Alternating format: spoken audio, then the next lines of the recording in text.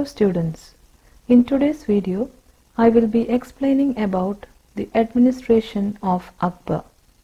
Before getting into the video, if anyone is seeing the channel without subscribing, please do subscribe to my channel and share it with your friends. It will be of a great encouragement for me. Also, click the bell button to receive notifications whenever I upload new videos. So without wasting time, let us get into the video. So in today's video, we are going to see the topic Akbar's administration. So today's topic is Akbar's administration. So in the last few videos, we have seen about Akbar, his different conquests and achievements. So today, let us see about the administration of Akbar. So he provided a good system of administration. So basically, Akbar's administration was very good and organized. So it was a good system of administration. This administration continued all through the Mughal period with a very few changes. So Akbar's method of administration was continued almost fully through the Mughal period. Only a little bit changes here and there was there. So all through the Mughal period, his administration or the type of administration of Akbar continued with very small changes. There were little bit changes, but Akbar's main system of administration continued. During the rule of Akbar, or during this period, the emperor was called as Padishah or Badshah. So the emperor was called as Padishah, or he was also called as Badshah. That was how the emperor was addressed. So during the time of Akbar, the emperor was called as Padishah or Badshah, and the emperor was considered as the shadow of God. So we have already studied about the concept of the king being God's representative. The same idea is followed here. The emperor was considered to be shadow of God.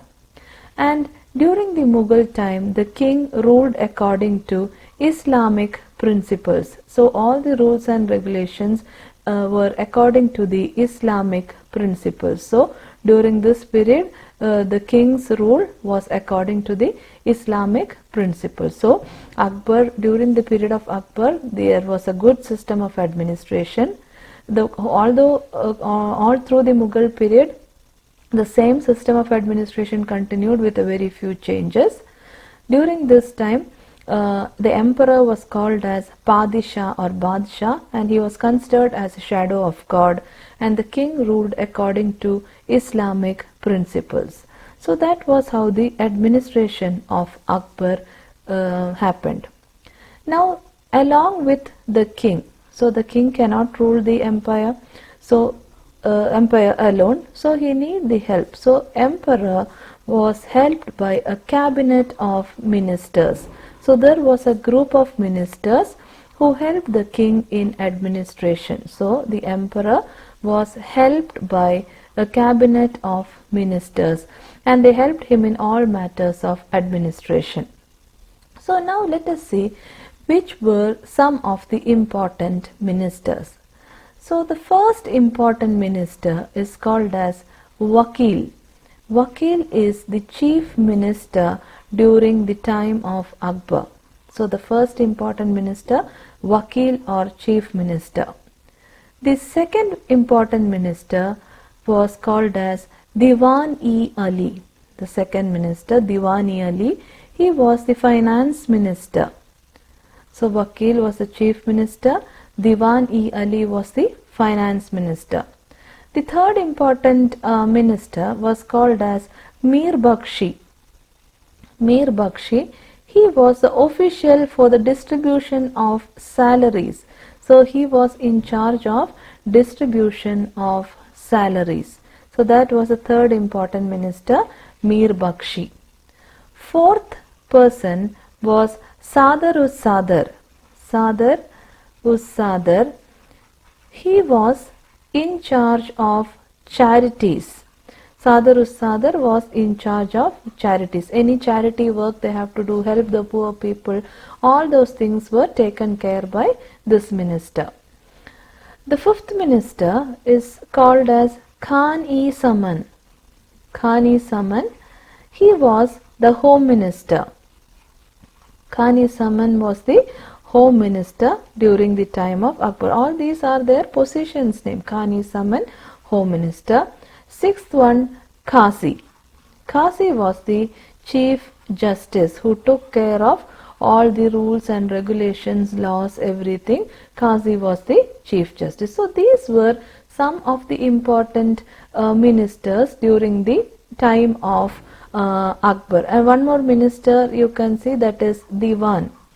Diwan, he was the revenue minister. The revenue minister was called as Diwan. So these were some of the important ministers during the time of Akbar. These ministers helped the emperor in all matters of administration. First one, Wakil chief minister, Diwani Ali finance minister, Mir Bakshi the official in charge of distribution of salaries, Sadar in charge of charities, Khan-e-Zaman was the home minister, Qazi was the chief justice, Diwan was the revenue minister. And the king had the power to dismiss any of these ministers at any time. So any time the king wanted, he had the power to dismiss any of these ministers. So now let us see the points which we have studied till now. So in Akbar's administration, we studied that he provided a good system of administration. The administration continued all through the Mughal period with very few changes. Mughal administration under Akbar was centralized. The emperor was called Padshah or Badshah, and he was considered as shadow of God. The king ruled according to Islamic principles. The emperor had a cabinet of ministers who helped him in the matters of administration. Some of the important ministers were Wakil, chief minister, Diwani Ali, finance minister, Mir Bakshi, official in charge for the distribution of salaries, Sadar in charge of charities, Khan-e-Zaman, home minister, Diwan, revenue minister, Qazi, chief justice, and the emperor could dismiss any of them at any time. That was the power of the emperor. So that much we have seen about the administration of Akbar. Now let us move on to the next part, that is, how was the provinces divided? So Akbar's empire consisted of 16 provinces. Okay, so we are going to see the provincial administration. So his empire consisted of 16 provinces, and these provinces were called as Subhas. So the empire consisted of 16 provinces, and these provinces were called as Subhas. And these Subhas were ruled by a governor called as Subadar. So the officer in charge of Subha was called as Subadar. He is the governor. Okay, governor. So first point is the empire was divided into 16 provinces. These provinces were called as Subhas. The Subhas were ruled by officer called as Subadar. He is the governor. And the duty of Subadar is to collect the revenue and maintain law and order. So Subadar duty is to collect revenue. He has to collect revenue and he has to maintain law and order. So that is collect revenue, and he also has to maintain law and order. So that was the duty of Subadar. Okay, so 16 provinces were called as Subhas. Subhas were ruled by officer called as Subadar, who was a governor. His duty was to collect the revenue and maintain law and order. So this 16 province or Subhas were further divided into Sarkars. So Subhas were further divided into Sarkars, that is the district. Okay, so here 16 provinces, here also I will write, were called as Subhas. Subhas were divided into sarkars. Sarkars were again divided into something called as parganas. Sarkars were divided into parganas, that is taluks. Parganas are taluks. So there were 16 provinces, they were called as subhas.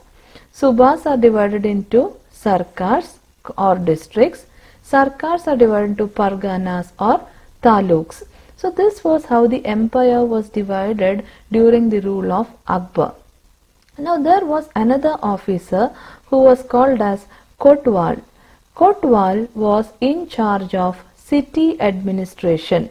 So the officer in charge of city administration was called as Kotwal.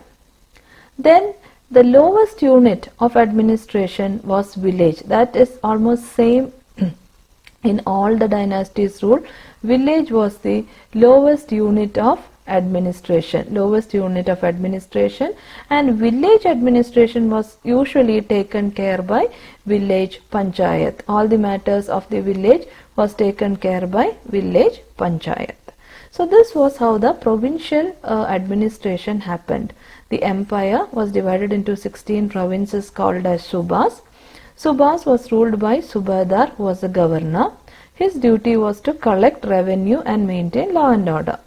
Subhas were further divided into sarkars or district. Sarkars were divided into parganas or taluks. Now, Kotwal was the officer in charge of city administration, and the village was the lowest unit of administration, and the village administration was taken care by the village panchayat. So that was basic information about the provincial administration. Now we will just see the points which we have studied in provincial administration. So here we saw that Akbar's empire consisted of 16 provinces called as Subhas, which was headed by a governor called as Subadar. His duty was to collect the revenue and maintain law and order. Subhas were further divided into sarkars or districts and again into parganas or taluks. Kotwal was in charge of city administration, and village was the lowest unit of administration. So that is about, and village administration was carried out by village panchayat. So now let us see about the next topic in Akbar's administration. The next topic in Akbar's administration is something called as the Mansabdari system. So the next topic is called as the Mansabdari system. Now let us see what is the Mansabdari system. So this was a new military and civil administrative system introduced by Akbar. So Mansabdari system is a new system of military and civil administration. So it is related to military and civil administration. So that was Mansabdari system, a new system introduced by Akbar in military and civil administration. Now what is the meaning of this word? The word Mansab. The meaning of this word Mansab is rank or position. So the word Mansab meaning is rank or position. We usually tell first rank, second rank. So that shows the position of the person. So Mansab usually means rank or position. And this word Mansab originated from Persian concept of Nasab Kardan. Okay, so there was a Persian concept. This word Mansab, it is coming from a Persian concept. So what was that Persian concept? That Persian concept is called as Nasab Kardan. So what is Nasab Kardan? Means fixing a particular person to a particular place. That is fixing a rank. Okay, so particular person to a particular place. That is, if we fix that one person is having this position, or one person is having this rank. That is how the concept of Nasab Kardan was. From the same concept came the concept of Mansabdari system. Mansab means, in simple language, it is rank or position. Okay. So Mansab was the concept came from a Persian concept. And who were Mansabdars? Mansabdars were usually holders of a particular rank or position in the service of the king. So who is a Mansabdar? Mansabdar is a person who has a particular rank or position, and this Mansabdar will be in service of the king. So his duty is to serve the king, in service of king, and each Mansabdar will have a rank or position.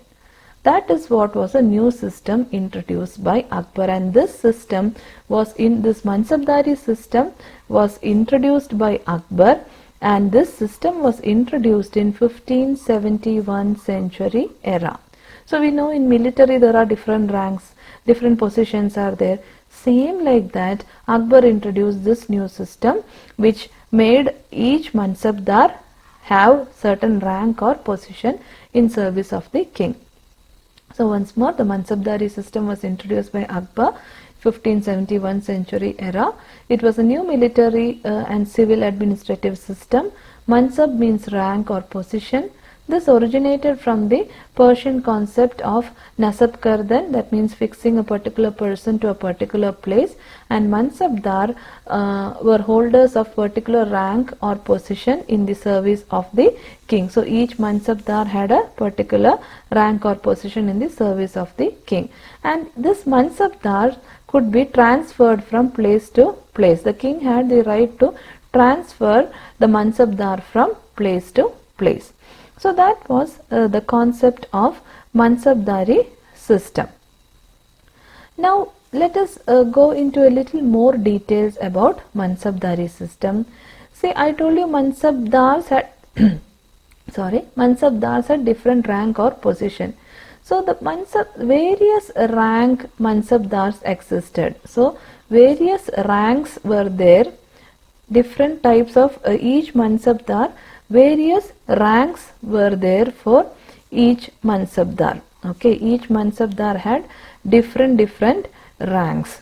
So that means each Mansabdar can have 10 to 10,000 soldiers according to the rank. Okay, according to the rank, each Mansabdars can have 10 to 10,000 soldiers under them.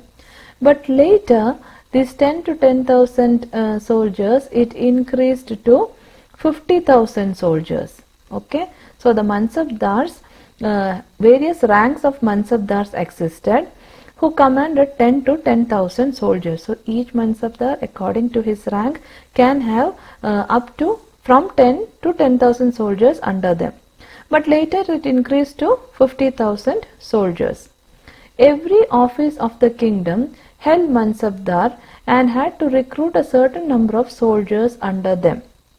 So every every Mansabdars had to recruit certain number of soldiers. Every Mansabdars should have some number of soldiers according to their rank. And the emperor had the right to appoint, promote and dismiss Mansabdar. Although the Mansabdar had soldiers under him, the emperor had the right, all the rights was there with the emperor. The emperor had the right to appoint a Mansabdar. The emperor had the right to promote. Any promotions can be given to the Mansabdar. That is, first if the Mansabdar was having only 10 soldiers under him, the emperor can promote him to 10,000 soldiers. And he also had the right to dismiss a Mansabdar. Okay, so all the rights were with the emperor. He had the right to appoint a Mansabdar, promote a Mansabdar and dismiss a Mansabdar. All the rights was with the emperor.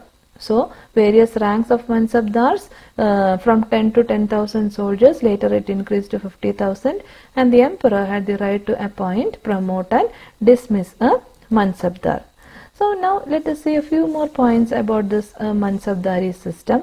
The next point is the system consisted of two important things, that is Mansabdari system consisted of two important things, that is, one is Zat and one is Savar.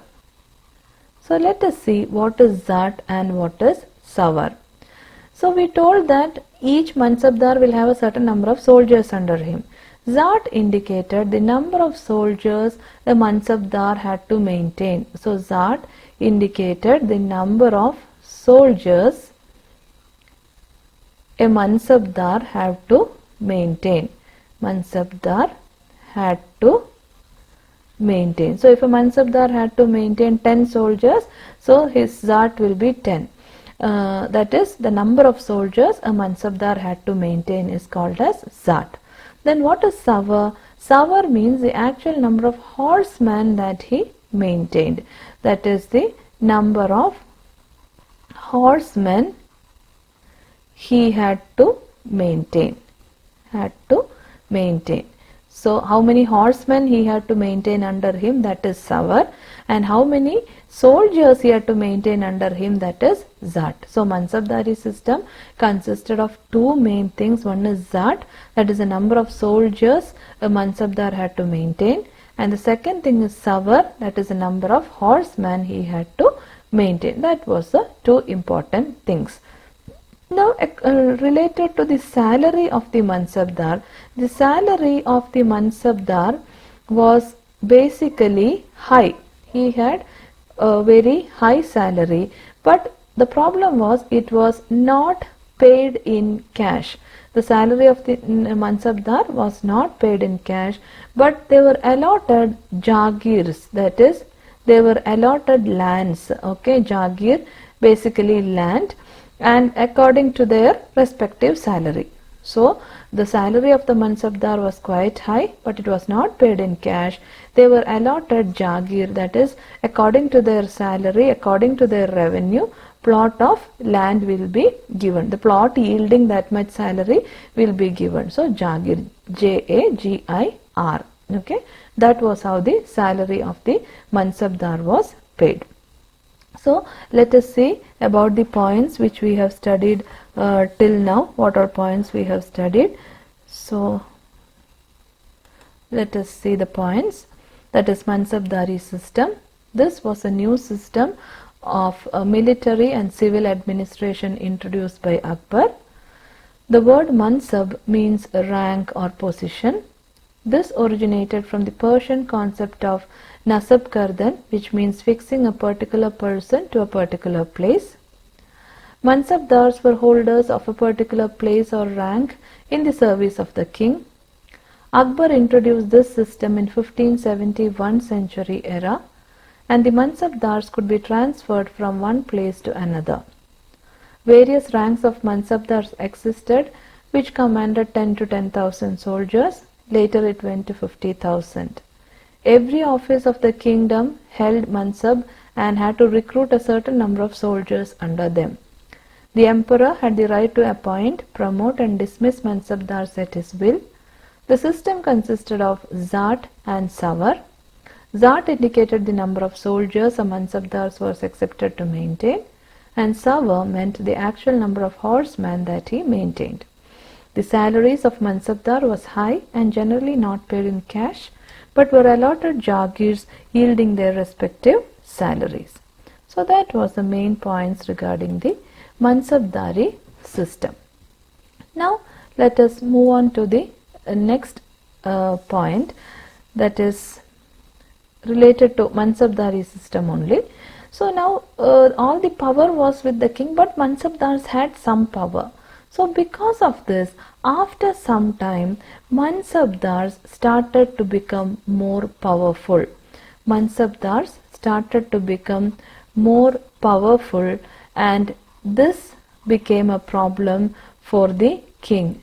So this became a trouble for the emperor, because if anyone becomes more powerful than the emperor, it becomes a problem later. So the Mansabdar slowly started to become more powerful than the emperor, and that became a trouble for the emperor. It is said that even Akbar, who was the greatest ruler of Mughals, even Akbar was dependent on the Mansabdars for military support, dependent on Mansabdars for military support. Why? Because they had soldiers and horsemen. So for military support, even Akbar was dependent on the Mansabdars. Why? Because Akbar's own standing army, his own standing army consisted only 25,000 soldiers. Okay, there was only 25,000 soldiers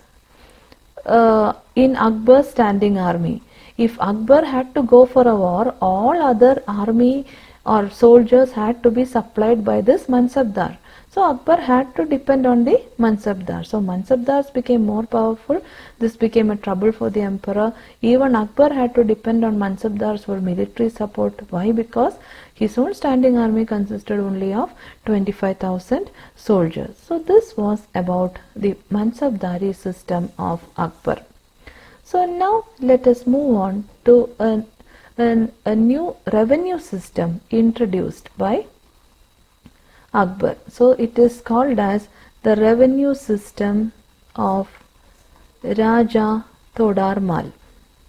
So Raja Todarmal was a very famous revenue minister of Akbar.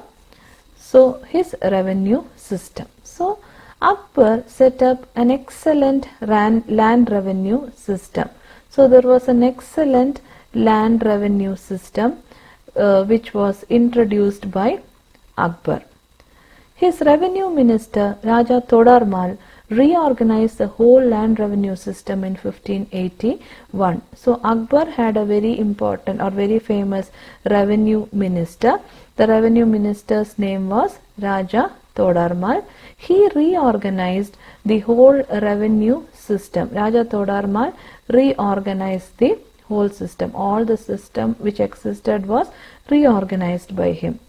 And this new system was called as Zapti system.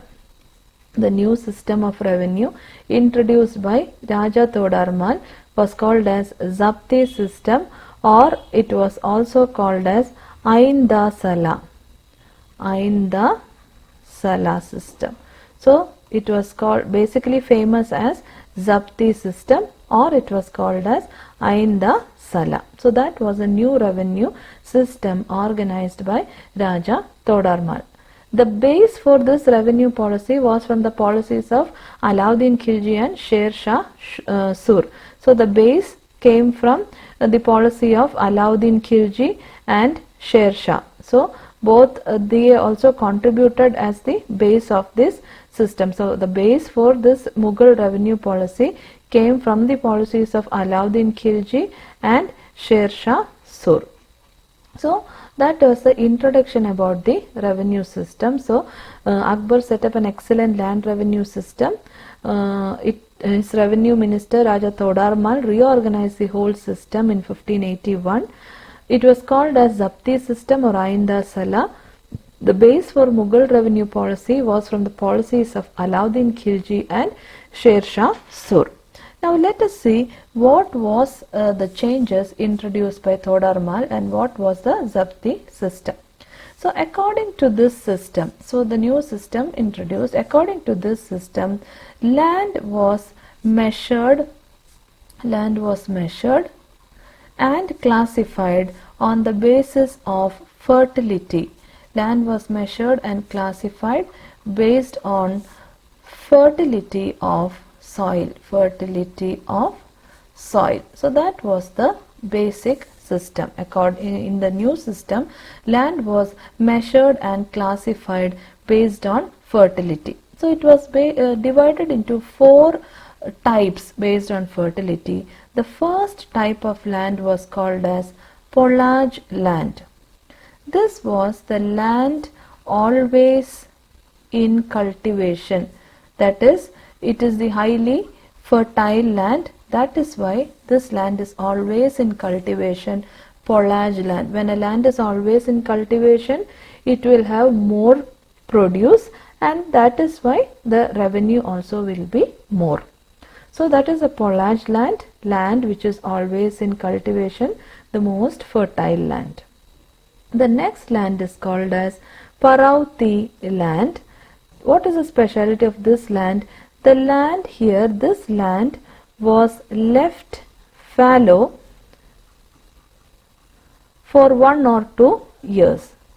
1 or 2 years.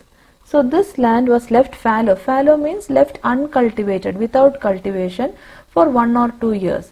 So why was it left without cultivation for 1 or 2 years? Because the fertility was less. After cultivating, it needs 1 or 2 years to regain its fertility. So this was a land which is left fallow. Fallow means without cultivation for 1 or 2 years. So this was little more less fertile, Parauti land. Third type of land was called as Chachar land. Chachar land was the land which was left uncultivated, that is, it was left without cultivation, land which was left uncultivated for 3 to 4 years. So 3 to 4 years this land was not cultivated. So fertility is even less. So Chachar land was left uncultivated for 3 to 4 years. And the last one is called as Banjar land, that is, it is not cultivated. This is left without cultivation, not cultivated for over 5 years. So it is not at all fertile, very less fertile land, that is Banjar land. So this is how the land was divided based on its fertility. So according to the Zapti system, land was measured and classified based on fertility. The first is Polaj, land always under cultivation. Second is Parauti, land which is left fallow for 1 to 2 years. Chachar, which is left uncultivated for 3 to 4 years. And Banjar land, very less fertile, not cultivated for over 3 years. So this was the division of land according to the fertility of soil.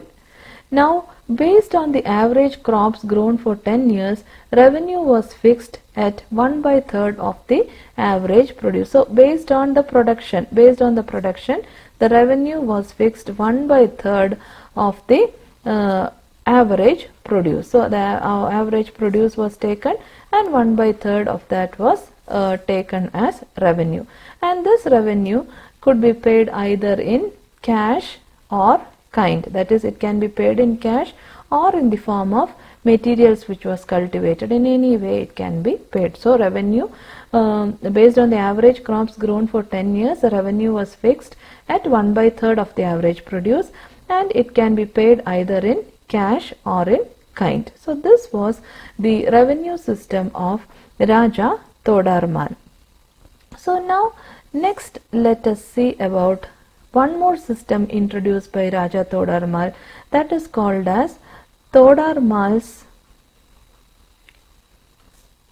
Bandobast system.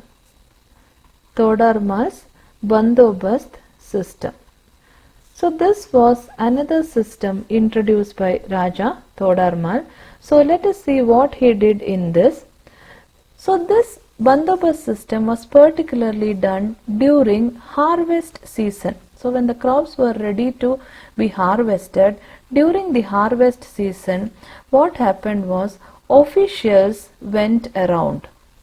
Officials went around just to see about the production. They went around. They examined the condition of the land. They went around first thing. They examined the land. The condition of the land, how is the land, is it fertile, is the cultivation happening properly, and after examining they offered suggestions, that is, they gave instructions to the farmers. This is what you should do, this is the mistake you are doing. So all those suggestions were offered after the inspection. So during harvest season, officials, educated officers will go around. They will examine the land and they will offer suggestion. And also one more thing which the government did was, government also gave loans, okay, to the farmers. Government gave loans which could be repaid in installments. Like any normal loans, government gave loans to farmers and it could be repaid in installment. This system, system of officers going in the harvest season, offering suggestions, government giving loan, all these system was called as the Bandobast system of Todarmal. This was called as the Bandobast system. So this is a very important system introduced by Todarmal. During the harvest season, officials went around, examined the land, offered suggestions, and government also gave loans to the farmers. This system was called as Bandobast system introduced by Raja Todarmal. So this was the contribution of the revenue minister of Akbar, Raja Todarmal. All these are included in Akbar's contribution. Now let us see the points once more which we have studied. After Mansabdari system, after some time Mansabdars became powerful and troubled the emperor. Akbar was dependent upon the Mansabdars for military support. His standing army consisted only 25,000 soldiers. Next we saw about the revenue system of Raja Todarmal. Akbar set up an excellent revenue system. His revenue minister Raja Todarmal reorganized the whole land revenue system in 1581. This was called as Zapti system or Ain-e-Sala. The base for Mughal revenue policy was from the policies of Alauddin Khilji and Sher Shah Sur. According to the system, land was measured and classified on the basis of fertility of the soil. Polaj, land always in cultivation. Parauti, land which was left fallow for 1 or 2 years. Chachar, land that is left uncultivated for 3 to 4 years, and Banjar, land that was not cultivated for 5 years. Based on the average crops grown for 10 years, the revenue was fixed at 1/3 of the average produce. The revenue could be paid in cash or kind. The last topic we learned is Todarmal's Bandobast system. During the harvest season, the officials went around, examined the condition of the agricultural land and offered suitable suggestions to the farmers. The government gave loans to the farmers which could be repaid in installments, and this was called as Bandobast system. So now let us see some important questions. When did the first battle of Panipat take place? 1526 century era. Who was the founder of Mughal dynasty? Babur. Who was the queen of Gondwana? Rani Durgavati. When did the battle of Haldighati take place? 1576 century era. Who was the famous revenue minister of Akbar? Raja Todarmal. Between whom was the second battle of Panipat fought? Hemu and Akbar. When and where was Akbar born? Akbar was born at Amarkot in 1542 century era. Name any 2 types of lands classified by Todarmal. Polaj, Parauti, Chachar, Banjar, any 2 you can write. And briefly write about the administration of Akbar. Answer is explained in the video. All topics related to administration of Akbar you have to include in the answer. So I hope you have understood all the points very clearly. The topic of Akbar is a very important topic considering your exams. You will get more questions from this topic. So if you have any doubt, you can ask in the comment section. And if you have liked the video, if you feel it has been helpful for you, please don't forget to like, share and subscribe to my channel. I hope to see you soon in the next video. Thank you for watching.